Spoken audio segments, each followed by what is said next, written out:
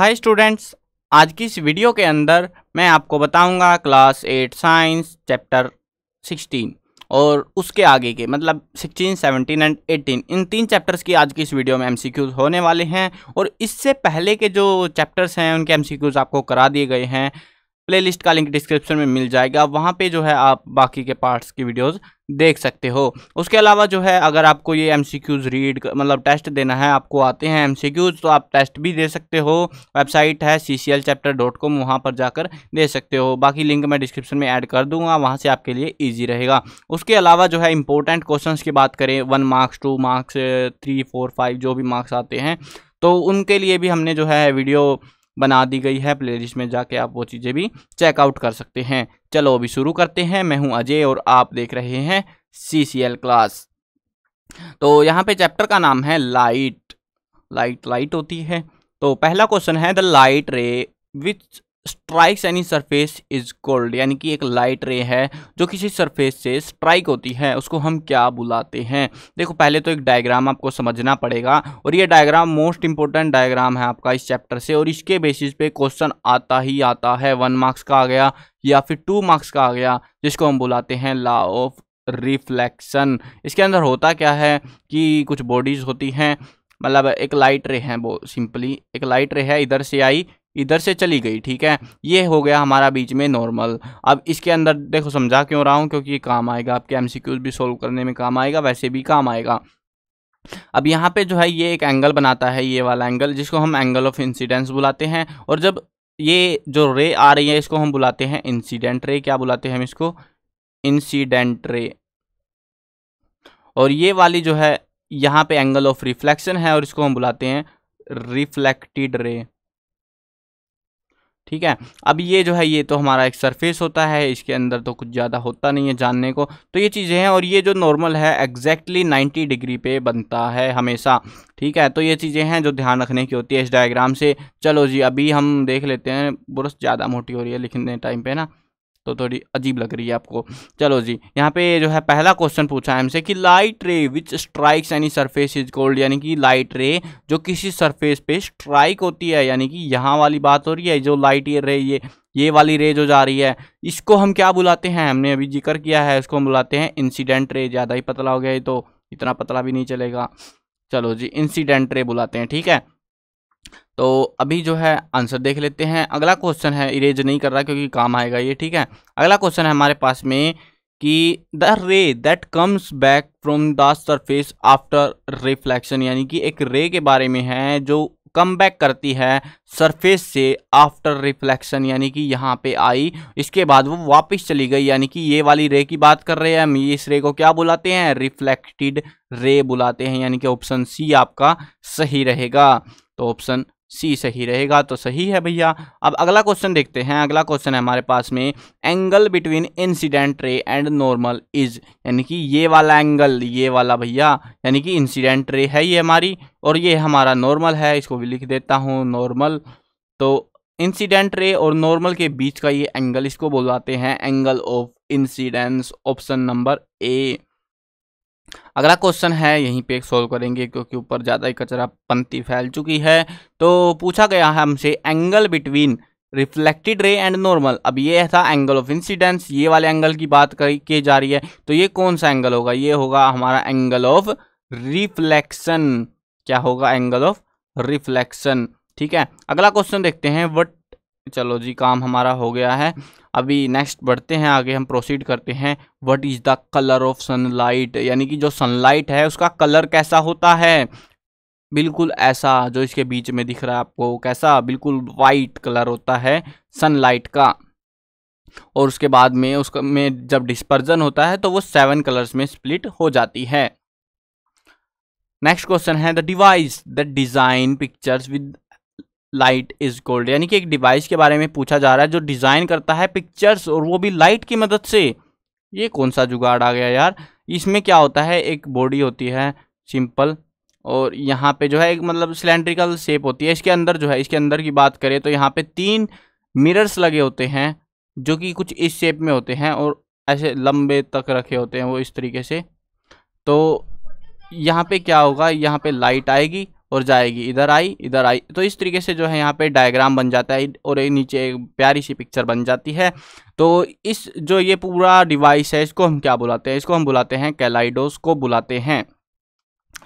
अगला क्वेश्चन है the line of normal in law of reflection is always at, यानी कि जो लाइन है नॉर्मल की लॉ ऑफ रिफ्लेक्शन के अंदर अभी जब हम जिस चीज़ को पढ़ के आए थे उसके अंदर जो है एक एंगल था, देखो ये वाला डायग्राम था ना हमारा, इस वाले एंगल में हमने एक नॉर्मल बनाया और यहाँ पे इस एंगल की बात की जा रही है हमसे कि line of normal in law of reflection is always at कितने पे होगा, 90 डिग्री पे होगा। ऑलवेज, ऑलवेज का मतलब हमेशा इतना ही होता है, बदलता नहीं है। नेक्स्ट क्वेश्चन है the name of eye part where images are formed, यानी कि आई का वो पार्ट जहाँ पर इमेज बनती है। अब आई का डायग्राम भी इस चैप्टर से मोस्ट इंपॉर्टेंट है और इसके बेसिस पे जो क्वेश्चन आएंगे वो भी मोस्ट इंपॉर्टेंट रहेंगे आपके, ठीक है। तो जरूर से समझना इन चैप्टर, मतलब 2 ही क्वेश्चन है इस चैप्टर में लॉजिकली अगर आप देखते हो, एक तो आपका लॉ ऑफ रिफ्लेक्शन और एक आई का डायग्राम, उसके पार्ट्स का पता होना चाहिए, पार्ट्स कौन से कहाँ पे होते हैं और क्या फंक्शनैलिटी होती है उनकी। अब यहाँ पे हम एक आई का डायग्राम बना लेते हैं, इनको साफ करते हैं और ज़्यादा कचरापंती नहीं करेंगे, हो सकता है कुछ और क्वेश्चन भी हमें देखने को मिल जाए। अब यहाँ पे हमारा क्या होता है, देखो यहाँ पे होता है लेंस, ये वाला लेंस बना दिया हमने, ठीक है। यहाँ पे होती है हमारी कुछ मसल्स और इसी के बेसिस पे ये लो बन गया, ठीक है। ज़्यादा नहीं बनाएंगे, फास्टली तो ऐसे ही बनते हैं भैया। अब उसके बाद में बाहर की साइड में कुछ होता है जिसको हम कॉर्निया बुलाते हैं। अब यहाँ पे देखते हैं हमसे क्या पूछा जा रहा है, कलर बदल लेते हैं ताकि डायग्राम में अच्छा समझ आए। The name of eye part where images are formed, क्या हम उसको कॉर्निया बुलाते हैं, रेटिना, आइरिस, लेंस। देखो इमेज कहाँ बनती है, देखो ये है हमारा लेंस, ठीक है, ये वाला क्या है लेंस, ये है हमारी इरिस, इरिस मसल, ये है हमारा कॉर्निया, कॉर्निया। उसके अलावा जो है यहाँ पे ये है हमारा रेटिना। अब इमेज कहाँ बनती है, आपने डायग्राम देखा है, आपने समझा है, तो होता क्या है एक्चुअल में कि पैरेलल लाइट आती है, यहाँ पे लाइट आती है और इस लेंस के थ्रू एंटर होते हुए वो लाइट जो है कुछ यहाँ पे आके मिलती है और यहीं पे वो जो है इमेज बनती है। ये वाले पार्ट का नाम क्या है, इस पार्ट का नाम है रेटिना। तो हमारा आंसर क्या रहेगा, रेटिना रहेगा। नेक्स्ट क्वेश्चन देखते हैं, what is the name of the language for visually challenged person, यानी कि जो विजुअली चैलेंज्ड पर्सन होते हैं उनकी जो लैंग्वेज है उसको हम क्या बुलाते हैं, हिंदी इंग्लिश? नहीं जी, उनको विजुअली चैलेंज पर्सन का मतलब है यहाँ पे कि वो लोग जिनके पास आंखें नहीं होती, अंधे लोगों की बात कर रहे हैं हम यहाँ पे। तो वो कौन सी लैंग्वेज की मदद से पढ़ पाते हैं, उनके पास उनके लिए स्पेशल लैंग्वेज है जिसको हम बुलाते हैं ब्रेली। ये साइंटिस्ट था जिसने इसको इजाद किया था। अब नेक्स्ट क्वेश्चन आ रहा है, what is the safest distance for read a book, यानी कि एक किताब आपको पढ़नी है तो आपके लिए कितना सेफेस्ट डिस्टेंस रहेगा जिससे आपकी आंखें दर्द ना हो और आपकी आंखें खराब ना हो। तो वो डिस्टेंस होता है 25 सेंटीमीटर, ये फिक्स है। अब आप बोलोगे कि सर ये 25 सेंटीमीटर वैसे रख के देखना आपको दूर लगेगी क्योंकि आप ज़्यादा ही किताब में घुसने को हुए रहते हो, बट वो एक सेफेस्ट डिस्टेंस होता है, उससे दूर से ही पढ़ना चाहिए। उससे ज़्यादा पास लाके पढ़ोगे तो आइज़ जो है जल्दी डैमेज होनी स्टार्ट हो जाती है, यानी कि पेन होता है लिटरली आइज़ में, तो वो ज़रूरी नहीं होता जैसे आजकल के टाइम में हो रहा है ज़्यादातर को। और उसका रीज़न क्या है, हम लोग जो है पबजी या फ्री फायर के चक्कर में लगे पड़े हैं और उसके चक्कर में हमारा फ़ोन का जो सेफेस्ट डिस्टेंस है वो घट जाता है, लगभग 15 सेंटीमीटर पे लाके हम उसको खेल रहे होते हैं। तो इस वजह से जो है आइज़ में पेन होता है, आइज़ डैमेज होती है। बाकी अगर आप सेफ डिस्टेंस से खेल रहे हो कोई दिक्कत की बात नहीं होती। तो ये सेफ डिस्टेंस क्या है हमारा 25 सेंटीमीटर। आप ट्राई करके देखना, काम आएगा ये चीज़। Which muscle of eye control the size of pupil, pupil का जो साइज है उसको कौन सी मसल कंट्रोल करती है। प्यूपिल होता है ये वाला हिस्सा, ये जो लेंस के अंदर जो है होता क्या है कि लेंस के अंदर लाइट आनी होती है यहाँ से, जैसे अरे क्या हुआ डायग्राम नहीं बनाया क्या, देखो यहाँ पे ऐसे इस तरीके से लाइट आती है और वो लाइट आके यहाँ पे आके मिलती है, इस तरीके से मिलती है। अब क्या होता है कुछ एरिया तो है ऐसे जहाँ पे अंधेरा है, कुछ एरियाज ऐसे होते हैं जहाँ पे ज़्यादा ही लाइट है। तो उस लाइट को कंट्रोल करने के लिए ये वाली जो मसल है इरिस मसल जिसको बुलाते हैं हम, तो ये वाली मसल इसके जो लेंस के आगे रास्ता बंद कर देते हैं कि लाइट ज़्यादा हो गई है तो, या फिर अगर अंधेरा है तो ये दूर तक खुल जाती है ताकि आपको ज़्यादा दिखाई पड़े। तो ये बोल रही हैं कि प्यूपिल के जो साइज है उसको कौन सी मसल कंट्रोल करती है, वो है हमारी इरिस मसल जो इसको कंट्रोल करती है। अब प्यूपिल क्या होता है, देखो आई को हम अगर फ्रंट से देखते हैं तो साइड से देख रहे हैं ना, फ्रंट से अगर हम आई को देखते हैं बस भैया आप ज़्यादा मत बोलना कि सर आपने बहुत खतरनाक डायग्राम बना दिया है ना, काम तो ऐसे ही चलते हैं। देखो यहाँ पे हमारी एक आई का ये वाला हिस्सा होता है, छोटा सा होता है ये, अगर आप किसी की आंख देखोगे तो आपको समझ आएगा। उसके बाहर जो है एक और गोल सा आकृति होती है, उसके बाहर जो है एक वाइटिश पोर्शन होता है। यहाँ पे जो है इस तरीके से उसमें जो है लाइनें सी भी बनी होती है, ऐसे पतली पतली सी लाइनें, अगर ध्यान से देखोगे आंख को, ठीक है। तो ये वाला जो हिस्सा है ना, ये जो कलर जब जिसमें हमने अभी भरा है, तो इसको हम बुलाते हैं प्यूपिल। और ये जो है पूरा इरिस मसल जो है इसको कंट्रोल कर रही होती है, छोटा बड़ा करती है इस वाले हिस्से को, जो ये पता नहीं कौन से कलर में है, ठीक है। तो ये वाले को जो है पूरा कंट्रोल करती है इरिस मसल। ये छोटा हो जाता है अगर लाइट ज़्यादा आ जाती है, बड़ा हो जाता है अगर लाइट कम हो जाती है आपके सराउंडिंग एरिया में, तो ठीक है। अब ये प्यूपिल होता है, इस वाले एरिया को हम बुलाते हैं प्यूपिल, ठीक है। अब जो है अगला क्वेश्चन देखते हैं, अगले क्वेश्चन में क्या पूछा गया है। अगला क्वेश्चन है which muscle control the entry of light in eye. Eye के अंदर कौन सी मसल है जो लाइट को कंट्रोल करती है। अभी अभी पढ़ के आए हैं हम, इरिस ही है वो भी जो लाइट को कंट्रोल कर रही होती है ना, तो इरिस है वो चीज। अगला क्वेश्चन है splitting of light into several colours is gold, यानी कि जो लाइट है उसको स्प्लिट कर देना मल्टीपल कलर्स के अंदर, वो किसके अंदर होता है, वो प्रिज्म के अंदर होता है। होता क्या है, यहाँ पे लाइट रे एक आती है, यहाँ पे घुसती है, उसके बाद में वो 7 कलर्स में इस तरीके से स्प्लिट होती जाती है। तो इसी की बात कर रहे हैं हम यहाँ पे। तो इसको हम क्या बुलाते हैं, देखो एक होता है एंगल, मतलब ऐसे आई लाइट ऐसे चली गई, इसको हम बुलाते हैं रिफ्लेक्शन। रिफ्लेक्शन तो नहीं होने वाला, ये तो कुछ और ही डायग्राम है ना। रिफ्लेक्शन क्या होता है, एक सरफेस में आई और वो अपना एंगल चेंज कर देती है, ठीक है, तो उसको हम बुलाते हैं रिफ्रैक्शन। ये और ये तो सेम सेम नहीं लग रहे। बाकी जो है इसमें और इसमें थोड़ा सा फर्क होता है। देखो इसमें भी एक ग्लास की शीट होती है जिसके अंदर लाइट एंटर होती है और उसके बाद बेंड हो जाता है उसका एंगल, लेकिन यहाँ पे ग्लास जो है थिक होता है जिसकी वजह से वो लाइट जो है एंटर होने के बाद में स्प्लिट होनी स्टार्ट हो जाती है अलग अलग एरियाज में। मतलब लाइट जो है इतना ज़्यादा डिस्टेंस हो जाता है उनके बीच का जब एंटर हो जाती है वो, कि वो जो है वहाँ तक क्रॉस करते टाइम तक वो अलग अलग होनी स्टार्ट हो जाएगी और आपको अलग अलग कलर शो करनी स्टार्ट कर देती है। इस प्रोसेस को हम बुलाते हैं डिस्पर्जन। तो आपका आंसर रहेगा डिस्पर्जन रहेगा, ठीक है। तो आंसर भी देख लेते हैं, आंसर है हमारा डिस्पर्जन। अभी देखते हैं नेक्स्ट चैप्टर। नेक्स्ट चैप्टर के अंदर हमको क्या मिल रहा है। चैप्टर का नाम है हमारा स्टार्स। वाओ, मेरा फेवरेट टॉपिक। आपका फेवरेट टॉपिक है या नहीं मुझे नहीं पता, अगर है तो कमेंट्स में हमको जरूर से बताना। Stars and the solar system, यानी कि हम यहाँ पे चांद सितारों की बात करने वाले हैं। पहला क्वेश्चन आ रहा है every object in space is gold, यानी कि हर वो ऑब्जेक्ट जो स्पेस में है उसको हम क्या बुलाते हैं। क्या बुलाते हैं, क्या वो प्लैनेट्स हैं? हाँ ये भी स्पेस में ही है वैसे तो। सोलर सिस्टम, हाँ ये भी स्पेस में है। गैलेक्सी भी स्पेस में है, लेकिन वो सारे के सारे ऑब्जेक्ट सेलेस्टियल ऑब्जेक्ट कहलाए जाते हैं। हम इंसानों ने इसका नाम रख दिया सेलेस्टियल ऑब्जेक्ट, यानी कि प्लैनेट क्या है, सेलेस्टियल ऑब्जेक्ट। मून क्या है, सेलेस्टियल ऑब्जेक्ट। सोलर सिस्टम क्या है, सेलेस्टियल ऑब्जेक्ट। गैलेक्सी भी क्या है, सेलेस्टियल ऑब्जेक्ट, यानी कि everything that we can see in the space is called celestial object, ठीक है। सेकंड क्वेश्चन देखते हैं। क्वेश्चन है moon completes its 1 rotation around earth is, यानी कि मून जो है, चंद्रमा जो है, चंदा मामा दूर के दूर है तो चक्कर भी दूर का लगाएगा। तो एक रोटेशन अर्थ है हमारी ये वाली, इसका यहाँ पे चांद है, तो इसको अपना पूरा इस तरीके से घूमने में इसको हम बुलाते हैं, क्या हम इसको रोटेशन बुलाते हैं? Just think. देखो 2 वर्ड होते हैं अगर आपने पढ़ा हुआ है ये चीज़ें। एक तो होती है रोटेशन, ROTATION, ठीक है। एक होता है रिवोल्यूशन, है ना। फर्क होता है दोनों में। क्या यही इसी की बात कर रहे हैं हम कि ये वाला पूरा एक चक्कर। तो रोटेशन, रोटेट करना, किसके अराउंड रोटेट करना, इसके अर्थ के अराउंड, ठीक है। तो ये थोड़ा फर्क होता है रिवोल्यूशन और रोटेशन में, कहीं यहाँ पे डाउट ना कर देना। तो ये अलग चीज़ है, ये अलग कंसेप्ट होता है, ठीक है। देखो इसके बेसिस पे रिवोल्यूशन, रिवोल्व होता है घूमना अपने ही पॉइंट पे, जैसे अर्थ घूम रही होती है और उसकी वजह से हमारा टाइम बनता है 24 घंटे का, ठीक है। लेकिन रोटेशन क्या होता है, पूरा ऐसे गोल चक्कर लगा के आना।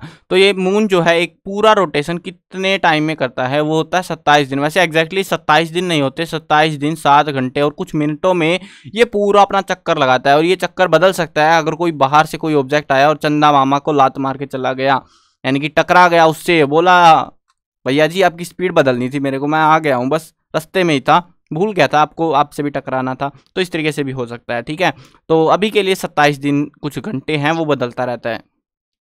देखो ये लिख रखा है मैंने बकायदा, 27 दिन 7 घंटे और 43 मिनट एग्जैक्टली है अभी के लिए, ये बाद में बदल जाएगी 2-4 साल के बाद में। नेक्स्ट क्वेश्चन है question number 3, the study of celestial object is called, यानी कि जो सेलेस्टियल ऑब्जेक्ट है जिनके बारे में हम जिक्र कर रहे थे उनकी स्टडी को क्या बुलाते हैं? गैलेक्सी। देखो गैलेक्सी तो नहीं होती बिल्कुल भी, एस्ट्रोनॉमी, एस्ट्रोलॉजी, इनमें से कुछ हो सकता है। एस्ट्रोनॉट भी नहीं होते, क्योंकि एस्ट्रोनॉट जो है वो इंसान होते हैं जो स्पेस में जाते हैं, उनको हम एस्ट्रोनॉट बुलाते हैं। तो 2 ऑप्शन तो हमारे इसी तरीके से कट गए।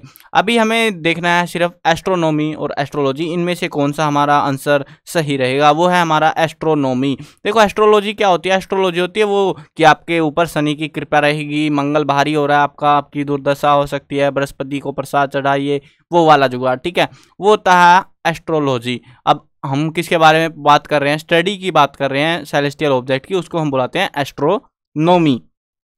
तो ये एक टर्म है जिसको आपको याद रखना पड़ेगा। नेक्स्ट क्वेश्चन देखते हैं, who was the first human that stepped on the moon, वो पहला इंसान कौन था जिसने चंद्रमा के ऊपर कदम रखे थे? यानी कि एस्ट्रोनॉट की बात कर रहे हैं हम यहाँ पे, पहला एस्ट्रोनॉट था जो स्पेस में गया था, मून के ऊपर जो है उसने स्टेप किया था, मून पर पहुंचा था वो। तो उसका नाम क्या था?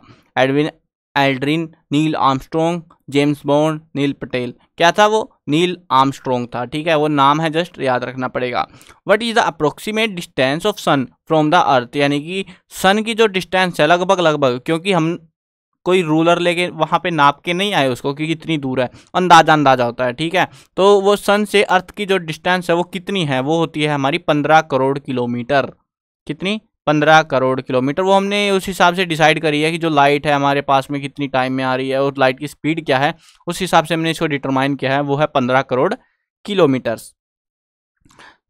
तो आंसर शो कर देता हूँ, 15 करोड़ किलोमीटर। नेक्स्ट क्वेश्चन हमारे पास में आ रहा है, क्वेश्चन है what is the nearest star from earth after sun, यानी कि पृथ्वी के नज़दीक वाला जो स्टार है वो कौन सा है? स्टार की बात कर रहे हैं, प्लैनेट की बात नहीं कर रहे हैं यहाँ पे हम। तो सन के बाद में, क्योंकि सन भी एक स्टार है, कहीं आप सोचो कि सन स्टार नहीं है, सन भी एक स्टार है, और सन के बाद में जो है पृथ्वी के नज़दीक का जो स्टार है वो कौन सा है? वो है हमारा, कौन सा हो सकता है? सोचो। देखो मिल्की वे ये हमारी गैलेक्सी है, ये नहीं होगी। पोल स्टार बहुत दूर होता है। इन दोनों में से बचा है हमारा, वो है हमारी प्रोक्सिमा सेंचुरी। ये एक नाम है सोलर सिस्टम का, पूरा बोल सकते हो। और एज एस्टिमेट आपको बताऊं ये कितनी दूर है हमसे। आपको अगर आप जाना चाह रहे हो इस प्लैनेट पर आज की स्पीड में, बहुत ज़्यादा स्पीड में, 50-60 किलोमीटर पर आवर की स्पीड में नहीं, बहुत तेज़ स्पीड में, जो आज तक सबसे तेज़ चीज़ हमने बनाई है इंसानों ने, अगर उससे भी हम जाते हैं तो लगभग मान लो कि तुमको 80,000 साल लग जाएंगे। 80,000 ईयर्स, मतलब बुढ़ापे भी निकल जाएंगे, और तब जाके आप यहाँ तक पहुँचोगे। तो ये इतनी नज़दीक है, तो भूल जाओ यहाँ पे पहुँचने वाले हो कभी। चलो जस्ट फॉर फन, मजा आना चाहिए, है ना। नेक्स्ट क्वेश्चन देखते हैं, what is the unit of for measure distance between stars and planets at long distance, यानी कि स्टार्स और प्लैनेट्स जो होते हैं बहुत दूर दूर, उनको नापने के लिए हम कौन सी यूनिट का इस्तेमाल करते हैं? किलोमीटर? अरे भैया किलोमीटर तो नापनी मुश्किल हो जाएगी, मीटर में बिल्कुल भी नहीं, क्योंकि हम स्टार्स की बात कर रहे हैं। एक स्टार से दूसरा स्टार जाने में बहुत टाइम लगता है, लाइट ईयर, यही वो यूनिट है जिससे हम इसको माप सकते हैं, लाइट ईयर से। यानी कि जो हमारा नज़दीक सितारा है वो लगभग कितना है, लगभग बता रहा हूँ, ठीक है, 4 लाइट ईयर दूर। यानी कि लाइट की स्पीड से हम 4 साल तक उड़ते रहे, तब जाके हम प्रोक्सिमा सेंचुरी पे पहुंचेंगे। और एग्जैक्टली लाइट की स्पीड इतनी है कि आप नहीं अचीव कर सकते, वह 3,84,000 किलोमीटर पर हावर, नहीं पर सेकंड। एक सेकंड के अंदर लगभग 3.5 लाख किलोमीटर। भाई साहब क्या स्पीड होगी, घंटों के हिसाब से लगा लो। तो अगर घंटे निकालने आपको गुना में क्या करना पड़ेगा सेकंड को घंटे बनाने के लिए? सेकंड से पहले मिनट बनाओ और मिनट से फिर घंटे बना लो, है ना। तो बहुत टाइम, मतलब बहुत ज्यादा स्पीड चाहिए लिटरली आपको, ठीक है, खतरनाक वाली। आपको फ्लैश से भी तेज जाना पड़ेगा। चलो जस्ट प्रैंक, मजा आया हो तो कुछ जानने को मिलता है आपको, है ना, इस चीज से भी। Light year. नेक्स्ट क्वेश्चन देखते हैं, what is the name of the star that is used for travelling into oceans, यानी कि एक स्टार का नाम बताओ जिससे ट्रैवल करते हैं ओशियंस में। यानी कि अगर आपने मूवी देखी है पायरेट ऑफ द कैरेबियन, वहां पे जो है वो सितारों की मदद से किसी दुनिया में जा रहे होते हैं। उनमें एक ऐसे सितारा होता है जो पहले के जो ओशियन में जो ट्रैवल करते थे वो यूज किया करते थे, उसको हम बुलाते थे पोल स्टार। पोल स्टार क्यों यूज किया जाता था? क्योंकि जैसे हम ट्रैवल कर रहे होते हैं ना ओशियन में, कहीं भी ऐसे जा रहे हैं इधर उधर से, तो ये जो है मान लो यहाँ पे हमारा पोल स्टार है, ठीक है। तो पोल स्टार जो है हमेशा फिक्स रहेगा, चाहे आप इधर हो तो आपको पता लग जाएगा। पोल स्टार जो है इंडिकेट करता है नॉर्थ डायरेक्शन को। और अभी मान लो कि आपने मैप कभी कभी देखा होगा, अब मान लो वहां उस साइड जा रहे हो, आपको दिखता है पोल स्टार इधर है, आपको जाना था नॉर्थ में, तो आप अपना जहाज घुमाओगे और ऐसे वहां पे वापिस आओगे। तो इस तरीके से ट्रैवलिंग होती थी, जीपीएस होता था वो, ठीक है। नेक्स्ट क्वेश्चन देखते हैं। Ursa Major constellation is also known as, यानी कि जो उर्सा मेजर कॉन्स्टिलेशन है उसका दूसरा नाम क्या है? क्या हम उसको बिग डीपर बुलाते हैं? देखो नाम है उर्सा मेजर, जो है बहुत सारे तारों से मिलके कॉन्स्टिलेशन बनते हैं, तो उर्सा मेजर भी उन्हीं में से एक है। उसका नाम क्या है? बिग डीपर, ग्रेट बियर, सप्तऋषि, या फिर सारे के सारे? भैया इनमें सारे के सारे नाम उर्सा मेजर के, ये बहुत सारे नामों से इसको जाना जाता है। How many stars made constellation named Great Bear? देखो यहाँ पे अभी हमने जाना ना ग्रेट बियर, बिग डीपर, यहाँ पे इसकी जगह बिग डीपर लिख देंगे, सप्तऋषि लिख देंगे, उर्सा मेजर लिख देंगे, क्वेश्चन तो एक ही रहेगा ना। तो ये हमसे पूछ रहे हैं कि ये जो कॉन्स्टिलेशन बना हुआ है इसके अंदर कितने स्टार्स हैं? तो ये 7 स्टार्स से मिलके बना हुआ एक हमारा सिस्टम है। तो अगर आपने बुक में देखा है तो बुक में आपको पता होगा 7 स्टार किस तरीके से पोजीशनिंग में है वो। How many planets are there in our solar system? बहुत ही बेसिक क्वेश्चन। हमारे सोलर सिस्टम में कितने प्लैनेट्स हैं? 8 या 9? देखो 6-7 तो है ही नहीं। अब आपके मन में डाउट आएंगे कि कुछ बोलेंगे 8, कुछ बोलेंगे 9। देखो एक्चुअली में हुआ क्या था, 2004-5 के राउंड में, उससे पहले जो है 9 प्लैनेट हुआ करते थे, प्लूटो भी इंक्लूडेड था। प्लूटो नाम का एक प्लैनेट था, ड्वार्फ प्लैनेट। उसने क्या किया, हमारे कुछ रूल्स थे, और कि ये हमारा सन है, ये हमारे प्लैनेट्स ऐसे ऐसे रिवॉल्व कर रहे हैं, गोल गोल घूमे जा रहे हैं। लेकिन एक प्लैनेट ऐसा निकला जिसने हमारा जो लॉजिक है, जो रूल है, उसको ब्रेक कर दिया। उसने क्या किया, यहाँ था वो, यहाँ से यहाँ घुस गया, यहाँ ऐसे घूम रहा है मजे में, गोल गोल टेढ़ा मेढ़ा ऊपर नीचे होके। तो हम बोले तू प्लैनेट है ही नहीं, हमने इसको इग्नोर मार दिया क्योंकि ये बहुत दूर था वैसे भी। तो हमने जो है 9 की बजाय क्या कर दिया, 8 प्लैनेट कर दिए हमारे, और प्लूटो को बाहर निकाल दिया। अब प्लूटो को बाहर निकालने का मतलब ये नहीं है कि हम जाके उसको धक्का दे आए कि तुम चक्कर मारना बंद कर दो। चक्कर वो आज भी मार रहा है, बट वो प्लैनेट नहीं रहा हमारी किताबों में से, ठीक है। तो ये है बस। तो हमारे पास कितने रह गए अब? 8 planet. What is the nearest planet from the sun? Sun जो हमारा सूर्य है उसके सबसे नजदीक वाला प्लैनेट कौन सा है? मरक्यूरी, वेनस, अर्थ, मार्स। देखो अर्थ, मार्स अपने सीरीज याद रखनी पड़ेगी, और जिस तरीके से सीरीज याद रहेगी उसी तरीके से आप इसको कर पाओगे। तो ये है हमारा मरक्यूरी, जो प्लैनेट जो है सन के ज्यादा नजदीक है। अब अगला पूछा गया है कि what is the biggest planet from the sun, यानी कि जो सबसे बड़ा प्लैनेट है सन के, वो कौन सा है? वो है हमारा जुपिटर, सबसे बड़ा प्लैनेट है, ठीक है। तो आंसर देख लेते हैं, इसका दिखा दिया था आई थिंक, और इसका जुपिटर, ठीक है। चलो अगला क्वेश्चन देखते हैं। अगला क्वेश्चन है what is the name of the planet that have life? जिसके ऊपर जीवन है। आप जिस प्लैनेट पे रहते हो उसी की बात कर रहे हैं हम, धरती माता, ठीक है, धरती की, earth. What is the name of the Indian Space Research Organisation? Indian Space Research Organisation का नाम क्या है? देखो यहीं पे पता लग रहा है, ISRO। हम क्या बुलाएंगे उसको? इसरो बुलाएंगे। नासा वाली कौन सी है? ये अमेरिका वालों की है नासा, ठीक है। ये दूसरे देशों वालों की है, रोस्कोमोस, CNS, ये शायद आई थिंक चाइना की है, ये रसिया की है, ठीक है। ये अलग अलग स्पेस ऑर्गेनाइजेशन होती हैं जो कि स्पेस में जाके रिसर्च करके आती है कि कहाँ पर क्या चल रहा है। अगला क्वेश्चन है what is the name of the planet that has highest number of moons? एक प्लैनेट का नाम बताओ जिसके सबसे ज्यादा चंदा मामा दूर के, जैसे हमारा एक ही मून है ना, वैसे एक प्लैनेट है जिसके सबसे ज्यादा मून है, और आज तक ढूंढे ही जा रहे हैं, बढ़ते ही जा रहे हैं। वो है हमारा जुपिटर, ठीक है। वो क्या है? हमारा जुपिटर है। नेक्स्ट क्वेश्चन देखते हैं। क्योंकि प्लैनेट बड़ा है तो मून्स भी तो ज्यादा होंगे। Object that fall on the earth surface from space is called, यानी कि कुछ ऑब्जेक्ट्स हैं जो आसमान से नहीं बोलेंगे हम, स्पेस से जो है पृथ्वी के अंदर गिर जाते हैं, यानी कि जमीन पे आके हमको मारने के लिए पहुंच जाते हैं। हम उनको क्या बुलाते हैं? हम उनको बुलाते हैं मेटेरॉइड। क्या बुलाते हैं? मेटेरॉइड। यहाँ पे आई थिंक डी आता, चलो मैं चेक कर लूँगा, हो सकता है स्पेलिंग सही भी हो, क्रॉस चेक कर लूँगा मैं एक बार, अपडेट कर दूँगा उधर, ठीक है। तो मिटियोर जो है वो छोटे छोटे पत्थर से होते हैं, और मेटेरॉइड वो चीज़ें होती है जो सरफेस तक आती है, अर्थ सरफेस पर आती है, ठीक है। कुछ पत्थर तो हवा में गायब हो जाते हैं, कुछ जो है धरती पे आके टकराते हैं, टकराने वालों को हम मेटेरॉइड बुलाते हैं। तो अगला क्वेश्चन देखते हैं, which of the following is not a member of solar system, इनमें से कौन सी वो चीज है जो सोलर सिस्टम में है ही नहीं। Asteroid, satellite, constellation, comet. अब देखो अगर आप ध्यान से देखते हो ये खुफिया सा वर्ड कॉन्स्टिलेशन, स्टार्स के पैटर्न को हम कॉन्स्टिलेशन बुलाते हैं, लेकिन हमारे पास हमारे सोलर सिस्टम में एक ही स्टार है जिसको हम सन बुलाते हैं। तो ये तो स्टार्स, इतने सारे स्टार कहां से आएंगे, ये हमारे सोलर सिस्टम का पार्ट नहीं है।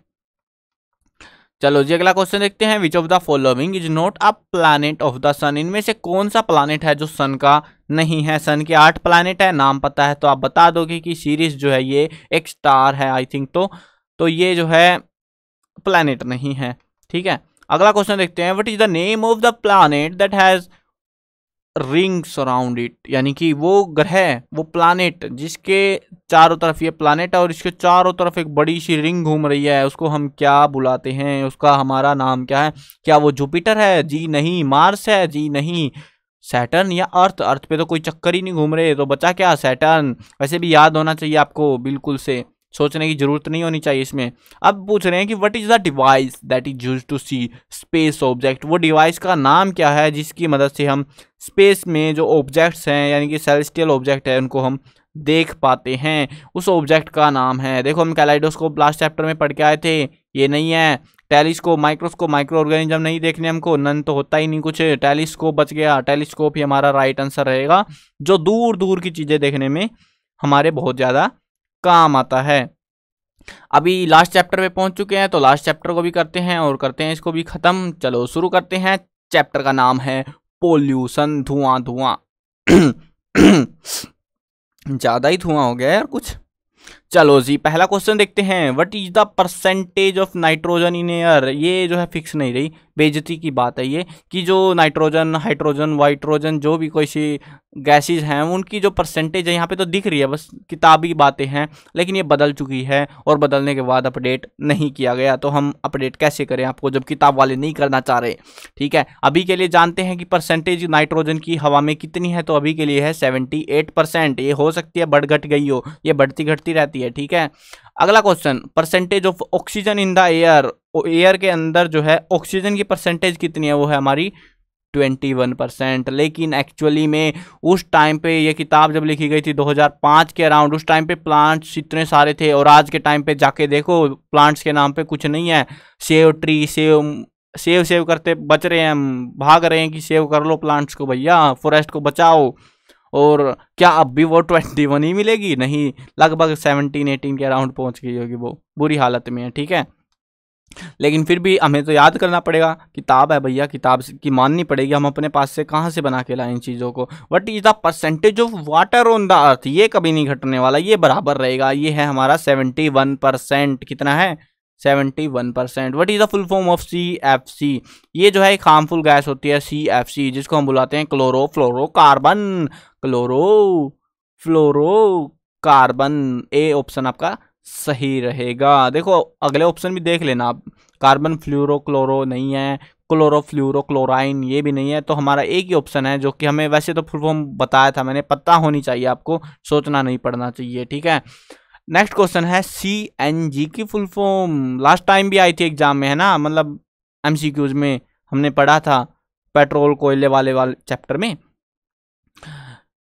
कंप्रेस्ड नेचुरल गैस, CNG का मतलब होता है कंप्रेस्ड नेचुरल गैस। LPG भी आ गई, क्या बात है, लिक्विड पेट्रोलियम गैस, याद होनी चाहिए, सोचना ही नहीं है, 1 मार्क्स में भी आ सकता है बिना MCQ के, ठीक है। गंगा एक्शन प्लान वो launched in, Ganga action plan जो था वो कब लॉन्च किया गया था? वो लॉन्च किया गया था 1985 में। अगला क्वेश्चन देखते हैं, NMCG, इसकी फुल फॉर्म क्या होती है? यानी कि क्लीन गंगा, समझ गए हम सारों में क्लीन ही गंगा है, तो यहाँ पे कौन सी क्लीन गंगा का कौन सा मिशन चल रहा था वो हम देखते हैं। National mission for clean Ganga, national ministry for clean Ganga, national month for clean Ganga, national ministry for clean Ganga. देखो एक्चुअली में अगर आप थोड़ा सा ध्यान दोगे तो आपको समझ आएगा कि नेशनल भी सब में ही है। यहाँ पे मंथ मिनिस्ट्री मिशन, ये मिनिस्ट्री क्लियर सेम ही है क्या ये ऑप्शन? मिनिस्ट्री, हाँ सेम ही है, चलो छोड़ो कोई बात नहीं, स्किप। ठीक है, एक ऑप्शन तो ऐसे ही काट देंगे हम। तो ये वैसे तो एग्जैक्टली जो है क्या है हमारा national mission for clean Ganga. यहाँ पे एक मिशन चलाया गया था जिसके तहत गंगा को साफ करना था, लेकिन साफ करते करते इतने पैसे बर्बाद हो गए कि गंगा साफ होके नहीं दी। अब जो है लॉकडाउन लगा, कोरोना ने बोला चुपचाप घर में बैठ जाओ, मैं खुद करूंगा साफ। नेचर बोली मैं खुद साफ करूंगी, और अब की बार इतनी साफ हो गई जितना इतने सालों से पैसा लगा लगा के भी नहीं कर पाए। चलो जी अगला क्वेश्चन देखते हैं। Which of the following is not a green house gas? इनमें से कौन सी जो है एक ग्रीन हाउस गैस नहीं है? Carbon dioxide, sulphur dioxide, methane, nitrogen. तो वो कौन सी गैस है? नाइट्रोजन, जो कि ग्रीन हाउस गैस नहीं है। क्योंकि अगर ग्रीन हाउस गैस होती ना नाइट्रोजन, अभी हम स्टार्टिंग में पढ़ के आए थे कितनी थी, 78 और 9 के अराउंड कुछ थी। तो इतनी ज्यादा जो गैस है भैया, वो गैस में क्या हो जाएगा, मतलब आग की भट्टी बन जाएंगे, हम जल के मर जाएंगे। इतनी ज्यादा गैस अगर ग्रीन हाउस का काम करने लग गई तो ये वो गैस है जो नहीं है। ठीक है, तो आंसर भी देख लेते हैं, नाइट्रोजन। चलो जी वीडियो हो चुकी है आपकी खत्म। कंप्लीट साइंस की बुक के एमसीक्यूज हमने करा दिए हैं, इंपॉर्टेंट क्वेश्चंस की वीडियो भी आ जाएंगी जल्द ही, 1-2 दिन के बाद देखोगे तो वो भी आपको मिल जाएंगी। प्लेलिस्ट का लिंक डिस्क्रिप्शन में मिल जाएगा। पेपर देना है, एमसीक्यू देने हैं, उनका लिंक भी डिस्क्रिप्शन में है, लिखे हुए हैं ये सारे के सारे वेबसाइट के ऊपर। तो वेबसाइट के ऊपर जाकर भी आप इन चीज़ों को चेकआउट कर सकते हो। ये रहा देखो, ये वाले URL पे cclchapter.com। ठीक है, गूगल पे सर्च मारना, आ जाएगा आराम से, कोई दिक्कत आपको नहीं पड़ने वाली। चलो मिलते हैं एक नई वीडियो में।